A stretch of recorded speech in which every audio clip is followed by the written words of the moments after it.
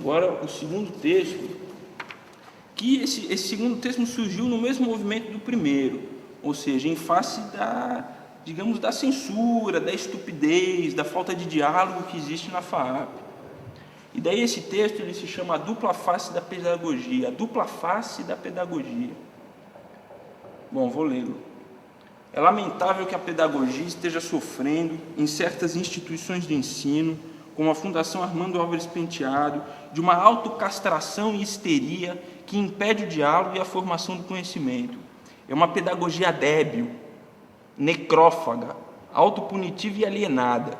Ela apresenta duas caras, ambas deformadas e grotescas, que vivem em complementar louvação aos jegues alienados e aos tucuxis regionalistas.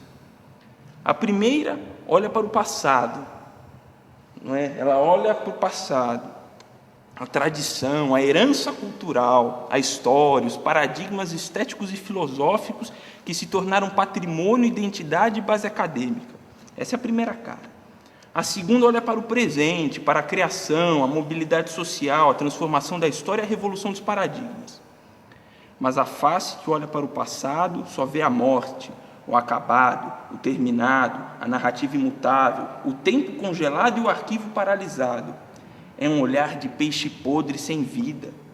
Esta face fala sobre anarquismo, cubismo, dadaísmo, surrealismo, escola de Frankfurt, existencialismo, semiótica, epistemologia, Platão, Hegel, Marx, modernismo, estruturalismo, cinema marginal, cinema novo, ciências e ideologias diversas, mas como se tudo isso fossem ruínas para turistas. Por outro lado, a face que olha para o presente só observa a criação e a transformação histórica do ponto de vista da hegemonia, das oligarquias e do mercado. Sua fala é razão de Estado. Com isso, a pedagogia vive a tolice de falar sobre um passado irrelevante, sem pertinência, impotente, arruinado e paralisado, enquanto fala de um presente normativo, integrado, funcional, estatal, mercantil e em desenvolvimento.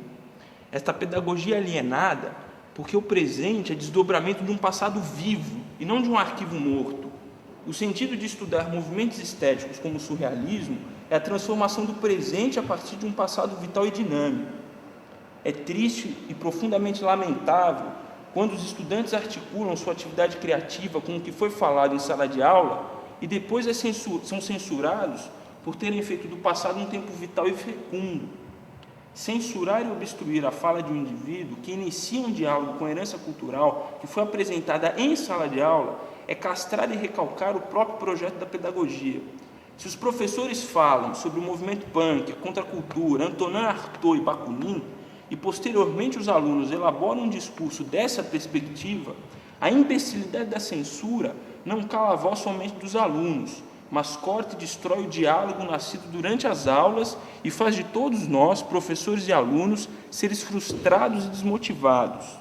Não tem cabimento conversarmos sobre o que foi feito de anárquico, subversivo, hilariante há 100 anos atrás e de antemão condenarmos o vínculo deste passado, o passado de Alfred Jarry, de Lautréamont, de Rimbaud, de Baudelaire, condenarmos este passado a uma espécie de ostracismo, sem nenhum vínculo com a existência atual.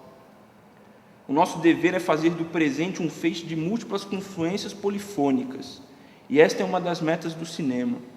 E a pedagogia somente é plena e corajosa, democrática e libertária, quando defende esta polifonia.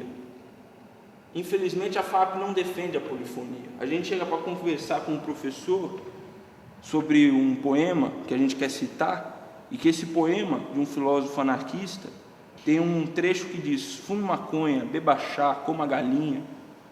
E o professor não quer nem ouvir o poema, porque ele acha que a instituição não tem que acatar esse tipo de discurso no seu domínio de ação. Por isso que a gente tem que fazer um cinema meio às escondidas, sem que ninguém saiba, um cinema subterrâneo, underground, porque não há condições de o cinema ser livre, diretamente livre, em contato com uma instituição como essa.